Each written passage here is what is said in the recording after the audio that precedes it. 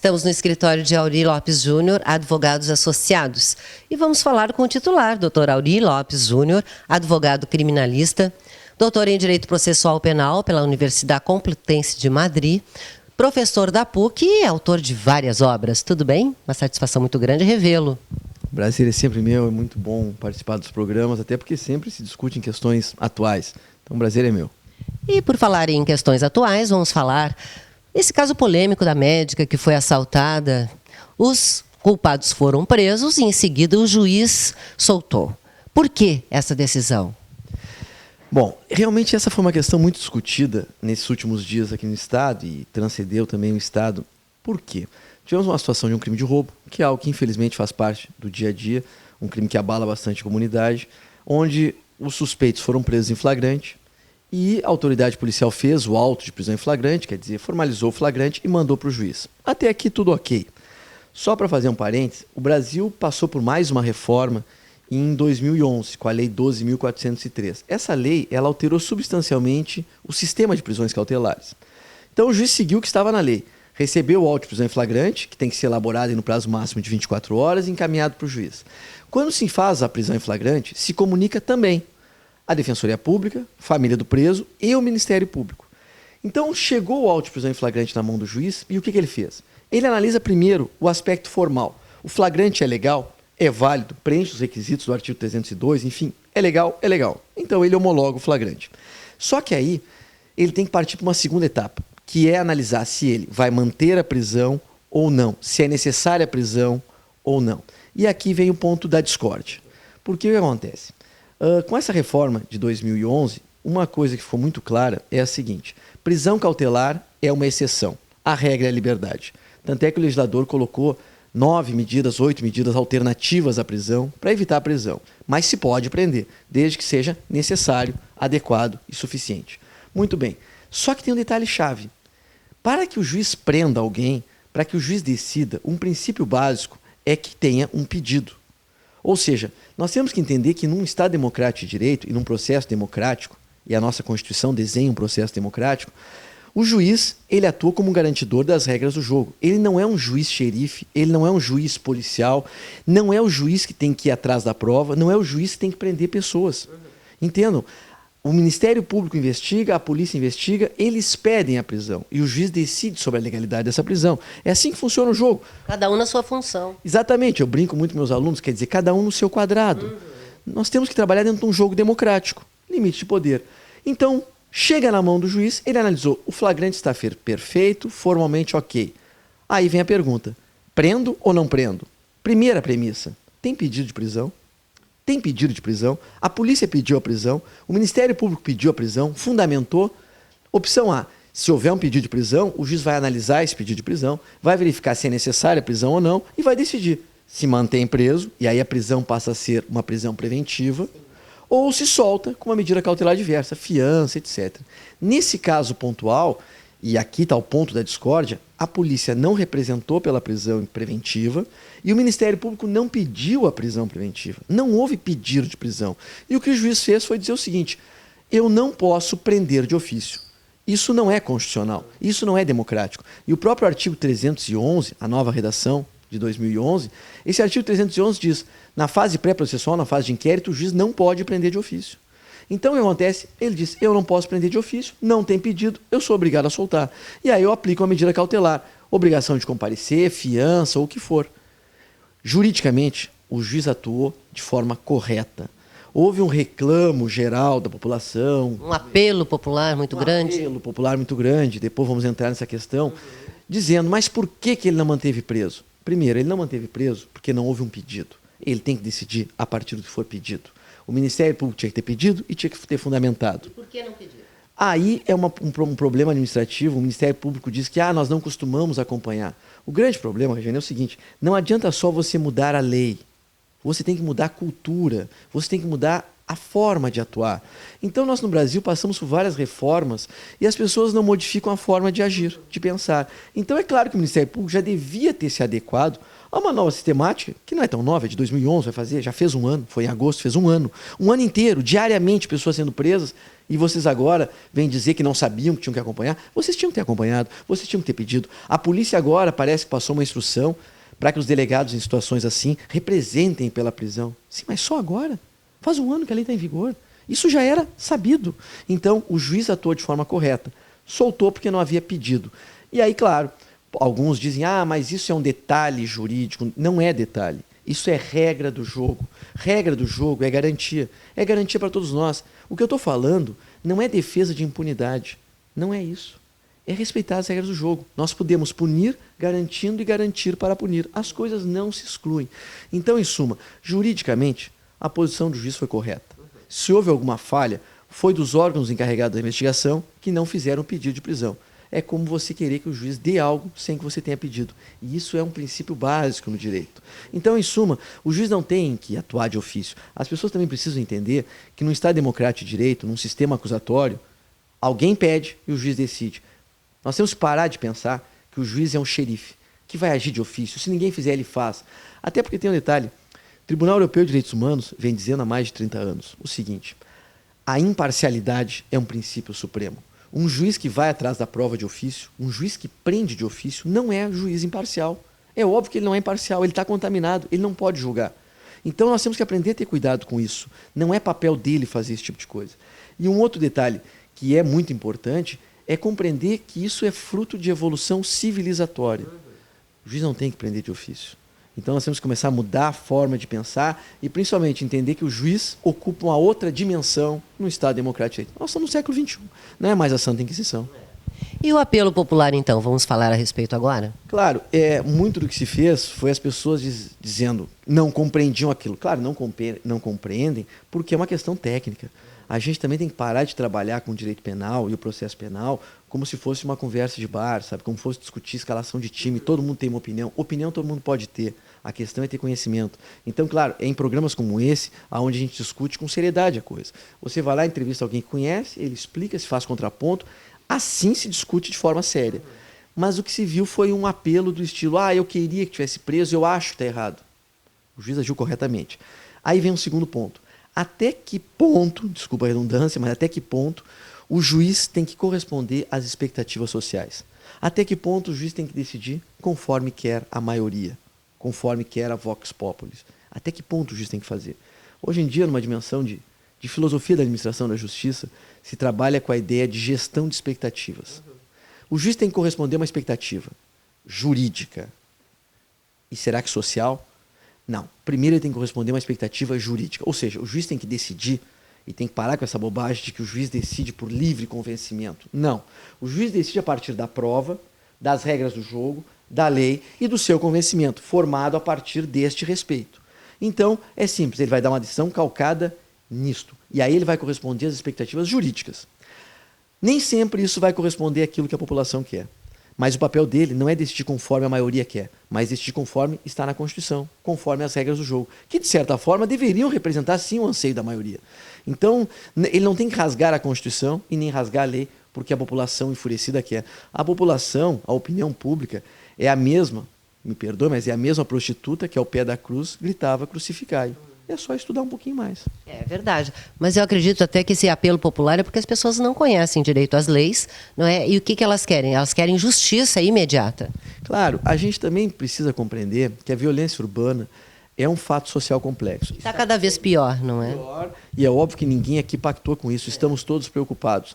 Mas nós temos que fazer um combate à violência urbana tendo consciência de que não vai ser rasgando a Constituição que nós vamos diminuir a criminalidade. Pelo contrário, não é o Estado criminoso cometendo crime que vai se resolver o problema. Nós temos que atuar numa esfera muito mais ampla de combate à criminalidade e entender que não é papel do juiz fazer isso.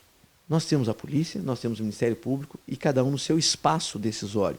E claro, as pessoas não compreendem e têm todo o direito do mundo de se indignar com isso. E mais, né?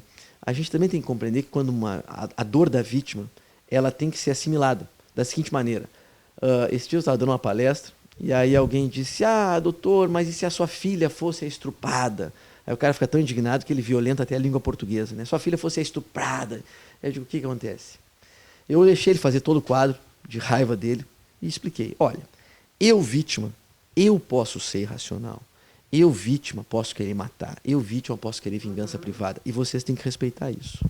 Eu vítima posso. Agora eu Estado juiz, eu Estado polícia, eu Estado Ministério Público, não. Porque eu sou reserva ética e de legalidade. Então nós temos que, ao mesmo tempo, numa complexidade, compreender essa ambivalência. Eu tenho que coexistir a raiva da vítima, a sede de vingança da vítima, que eu tenho que respeitar a dor da vítima, mas eu tenho que entender que o Estado é reserva ética e de legalidade. E não vai ser um juiz cometendo ilegalidades que vai nos salvar. Pelo totalmente contrário, é o oposto. Quer dizer, quando o Estado comete crime é muito mais grave. É verdade. E quais são as expectativas agora de como vai... Quais são os novos rumos? Claro, na verdade se viu muita polêmica em torno disso. E as pessoas indignadas com a lei. Essa lei é nova, é uma lei de 2011. O que falta é aprender a lidar com ela. É uma lei que está aí. Não vai mudar. O Ministério Público e a polícia é que precisam se adequar a uma lei que não é tão nova, porque o projeto era de 2001. É um projeto que tramita há mais de 10 anos. Tramitou 10 anos para ser aprovado. Então, eu acho um argumento muito frágil dizer que agora fomos surpreendidos. Não. O que estava acontecendo era muitos juízes decidindo de forma errada, decidindo conforme dizia a lei antiga. E mais um detalhe, a lei fala que o juiz poderá converter a prisão em flagrante em preventiva. E aí tem gente que diz, prender de ofício ele não pode, mas converter pode. Ora, faticamente e juridicamente, o converter é exatamente igual ao prender de ofício. E a lei veda o atuar de ofício. Então, em suma, é uma questão de aprender a lidar com a lei. É regra do jogo. Simples, o Ministério Público tem que acompanhar o flagrante, pedir a prisão e o juiz vai decidir. Não precisa rasgar a lei, não precisa fazer nada além disso. Então foi uma polêmica um pouco histérica, mas juridicamente até estéril. Não é nada novo, é aprender a trabalhar com o que se tem. Sempre aprendendo a trabalhar com o que se tem, as coisas ficam sempre bem melhor. Mas nós vamos a um rápido intervalo comercial, em seguida a gente volta conversando ainda com o Dr. Aurí Lopes Júnior. Você tem direito a serviços públicos de qualidade. Para garantir estes serviços, o Estado necessita de recursos. Os agentes fiscais, atuando sempre na defesa do interesse público, são os responsáveis pela obtenção destes recursos e contribuem para a sua correta aplicação. O Sindifisco RS e a AFISVEC representam os agentes fiscais, integrantes da administração tributária do Estado e buscam assegurar as prerrogativas da categoria, colaborando para uma sociedade mais justa, desenvolvida e democrática. Sindifisco RS, AFISVEC. Continuamos aqui no escritório de Aurí Lopes Júnior, advogados associados, e vamos continuar conversando a respeito de assuntos pontuais. Vamos falar agora sobre o mensalão. Como o senhor está vendo o julgamento do mensalão, doutor Aurí? Olha, é um julgamento interessante e que vai marcar uma época no Brasil. Por quê? Primeiro caso criminal, complexo, envolvendo várias pessoas, sendo julgado originariamente no Supremo. Muita gente duvidava que o Supremo fosse julgar, muito se leu que este caso iria morrer nas prateleiras do Supremo, e não, o caso está aí. Então é uma demonstração de evolução, de democracia, de seriedade e de como se administra a justiça. Então está sendo julgado. Isso já é um grande ganho para o Brasil. Segundo, um julgamento que está sendo público, extremamente público, eu até particularmente não sou favorável a esse tipo de publicidade abusiva, ou seja, uma câmera de TV filmando o tempo todo o julgamento, mas tenho de reconhecer que isso, para um país de democracia jovem como o nosso, realmente é importante. Tem uma dimensão simbólica muito importante. Isso tem aproximado o direito das pessoas. As pessoas começam a sentir o ritual judiciário como algo mais íntimo e menos intimidante. Isso é muito importante. Mas, em linhas gerais, eu particularmente ando muito preocupado com o julgamento mensalão. Por quê? Talvez por pressão, talvez por excesso de mídia, talvez pelo Supremo não estar acostumado a julgar causas originárias. O que é causa originária? Normalmente o que a gente vê é um processo que começa em primeiro grau, um juiz julga, recurso para o Tribunal de Justiça ou Tribunal Regional Federal, depois vai para o STJ e eventualmente, excepcionalmente, chega no Supremo. Esse caso, ele nasce originariamente no Supremo. Por que ele nasce originariamente? Eu acho que é importante as pessoas se situarem. Porque a Constituição prevê que algumas pessoas, em razão do cargo que ocupam, quando cometem crimes no exercício das funções, elas têm a prerrogativa de ser julgado originariamente num tribunal. Pode ser o Supremo, pode ser o STJ, pode ser o TJ. Por exemplo, se é um juiz, vai ser julgado no Tribunal de Justiça. Se é um deputado estadual, no Tribunal de Justiça. Mas se é um ministro, se é um deputado federal, é lá no STF. Bom, isso tem vantagens e tem inconvenientes. Muita gente fala nisso como um foro privilegiado. Não é propriamente um foro privilegiado, é uma prerrogativa funcional. Até porque, como seria um juiz de primeiro grau julgando um ministro, por exemplo, um ministro supremo? Não teria como. Esse juiz não teria independência e tranquilidade para julgar. Então, em suma, isso tudo é para explicar que aqui o Supremo está julgando originariamente. Toda a prova foi produzida no Supremo e agora ele está julgando. Não foi pela via recursal. E ele não tem esse cacuete, ele não sabe julgar. O Supremo, talvez, na história, nunca tenha pego um caso dessa envergadura para julgar. Então, é claro que tem dado alguns tropeços. Segundo problema, os ministros são extremamente preparados, mas é claro que cada um tem a sua área de origem, digamos assim. Nós temos ali ministras e ministros que são da área da Justiça do Trabalho, sabem muito de trabalho, mas não têm muita afinidade com a área criminal. Outros são da área civil, não têm afinidade com a criminal. Para falar a verdade, pouquíssimos têm afinidade com a área criminal. Isso tem feito com que o julgamento do mensalão tenha se tornado um marco também em certos equívocos. Já se falou que talvez a única prerrogativa do Supremo seja de errar por último, e ele tem errado bastante. Tecnicamente tem cometido alguns erros dogmáticos, penais, processuais. Por exemplo, dia desse ainda ouvi um ministro extremamente sério, honrado, conhecedor do processo civil, mas que não sabe nada de processo penal, dizendo que a defesa não provou tal coisa e que a carga da prova é de quem alega. Esta é uma regra do processo civil, não se aplica no processo penal. No processo penal, a carga da prova é toda do acusador. O Ministério Público tem que provar. Então, em suma, eu vejo o mensalão com um aspecto positivo. É uma democracia sendo realizada, uma administração de justiça sendo mostrada e um processo que muitos acreditavam que nunca fosse ser julgado, sendo julgado. Isso é vantagem. Inconveniente. Algumas questões o Supremo não está tratando bem. E isso vai nos deixar uma herança maldita. Daqui a 10 anos, nós teremos juízes de primeiro grau decidindo a partir do que foi julgado no mensalão e gerando decisões tecnicamente inadequadas.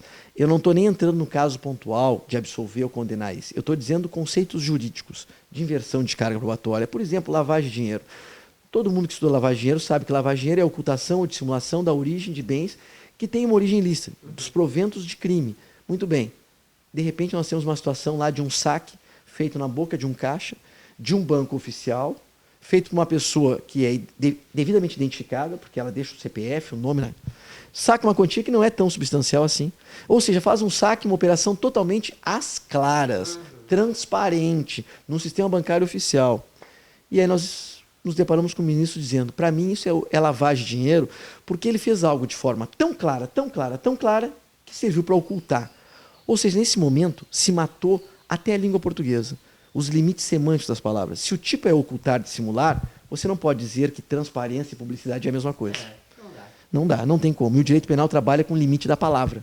Então tem que ter cuidado com isso. Então, em suma, eu vejo avaliações positivas e avaliações negativas do mensalão.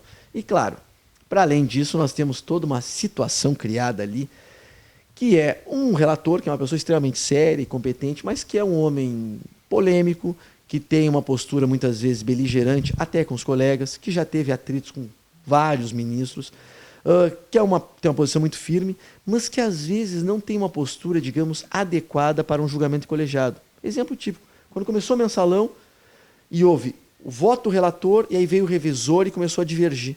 E aí se levantou a possibilidade, o relator pediu réplica e tréplica, como se fossem partes.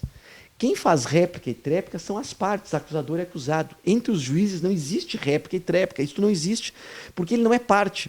Então, às vezes, o relator, ele trata aquela posição dele como se ele fosse uma parte do processo. E não pode ser assim. Quem está acostumado a ver julgamentos colegiados, ou a participar de julgamentos colegiados, vê um relator, ou um ministro, ou um desembargador vai lá dar o seu voto. O outro pode divergir, mas existe respeito. Não fica um tentando influenciar ou modificar o voto do outro, sabe, discutindo, fazendo réplica até. Isso não existe. E como se pode avaliar, então, essa divergência entre eles? Essa divergência, eu diria que é um aspecto negativo, porque mostrou uma série de divergências e, às vezes, até beirando uma falta de respeito, beirando aquilo que se pensa ser um limite ético entre julgadores. Sabe, algumas discussões foram extremamente ríspidas e deselegantes entre os ministros, e isso não contribui em nada com o julgamento. Eu, particularmente, acho que deve-se respeitar a posição de cada julgador, sabe? O relator tem o voto dele, o revisor tem a posição dele, e é para isso que existe o revisor. É para fazer o contraponto, é para poder convergir ou divergir. E isso é salutar. Em julgamento colegiado, a divergência é normal e salutar. E é claro que, por outro lado, tem se evidenciado uma questão importante, que eu queria fazer só um parênteses. Entendam o seguinte, muito se fala sobre o tal livre convencimento motivado. É um erro. O juiz tem que julgar a partir da prova, dos limites legais, da lei, das regras do jogo. E aí surge uma pergunta: como é que dois casos semelhantes podem ter decisões completamente diferentes? Ou ainda, como é que no mesmo processo você pode ter uma decisão diametralmente oposta à outra? Bom, isso é um problema, porque aí você começa a entrar no espaço do decisionismo. Quer dizer, até certo ponto, se tivermos regras claras do jogo, você tem que diminuir esse espaço impróprio, sabe? E isso tem gerado uma certa perplexidade, votos tão divergentes. Claro que eu poderia justificar que os votos são divergentes porque a percepção que se tem da prova é pessoal de cada um, é subjetiva. Mas nós não podemos abrir demais para essa subjetividade. Eu não posso dizer o que eu quiser. O Lenny Streck tem uma expressão muito inteligente, que ele diz: nós não podemos dizer qualquer coisa sobre qualquer coisa. Existem limites semânticos. E num processo também. É muito complicado, democraticamente, você justificar dois votos absolutamente divergentes sobre o mesmo caso. Isso gera uma certa perplexidade.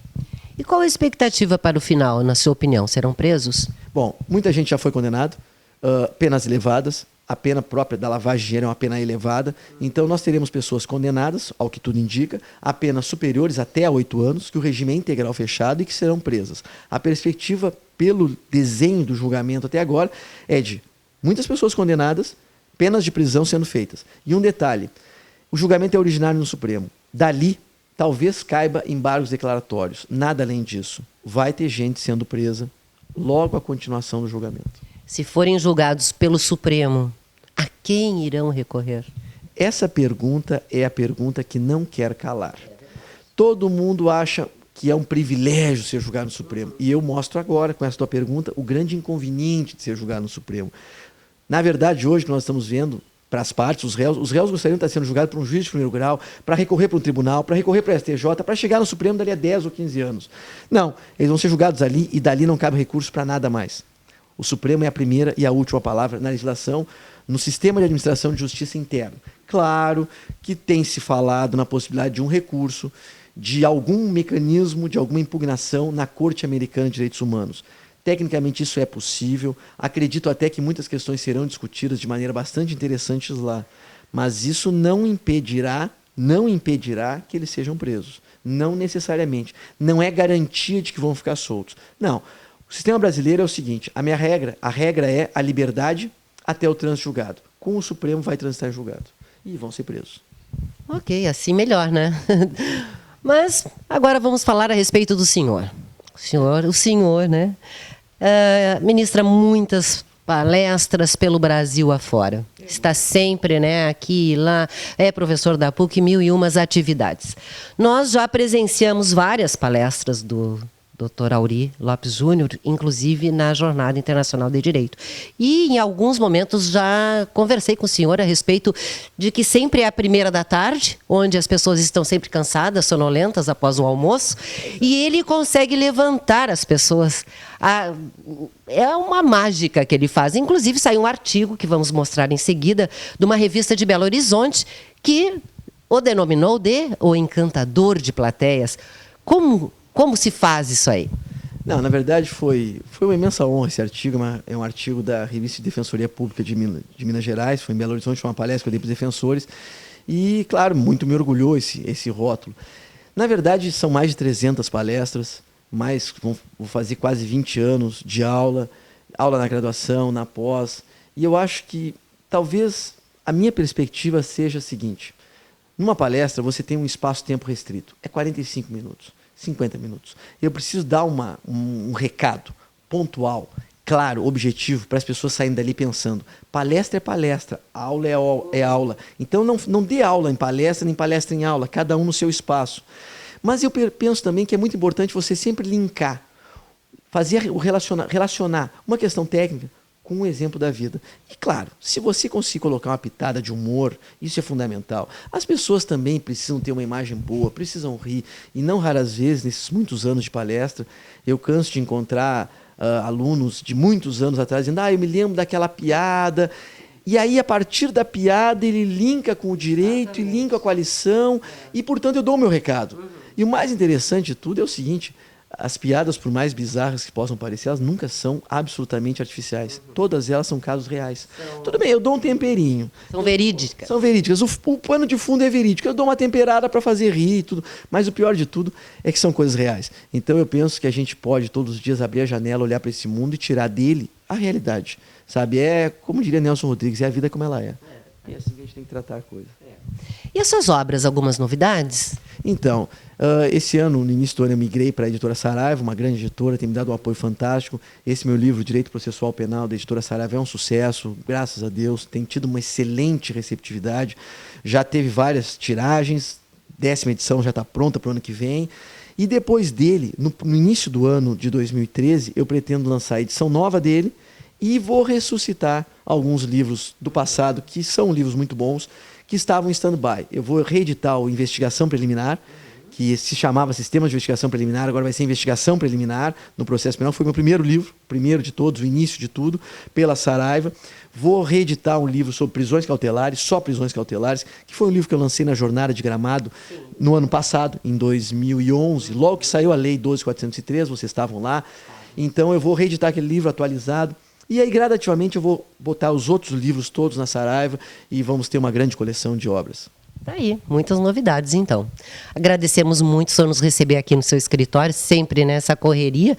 E é sempre muito bom conversarmos e o senhor passar para os nossos telespectadores esclarecimentos a respeito desses assuntos, como falamos, tão pontuais. Um grande abraço e até o nosso próximo encontro. Não, de verdade, eu que agradeço. Para mim aqui é um grande privilégio, porque é um programa sério. Isso aqui não é conversa fiada. A gente sempre tem conversas sérias com pessoas que sabem, tratando de temas atuais. Então, o prazer e a honra são sempre meus. É sempre um prazer. Então, vamos ficando por aqui. Muito obrigada pela sua audiência.